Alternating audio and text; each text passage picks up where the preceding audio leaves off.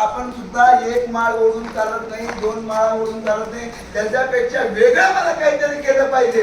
आणि भक्तीच्या जोरावरती मला आकाशामध्ये गेलं पाहिजे, म्हणजे भगवंताला जाऊन मिळलं पाहिजे.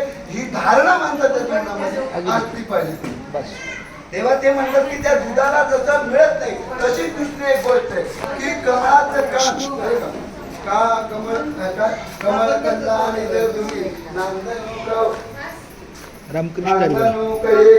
घरी परी पराग देवीचे भ्रमरी देराची खेळती उरे. आपली त्याला झाडे कशी म्हणतात की जसं एका सरोवरामध्ये बेडूक जन्माला येतो चिखळामध्ये आणि त्या चिखळामध्ये कमल जन्माला येतो. दोघेही त्याच ठिकाणी जन्म झाला त्यांचा.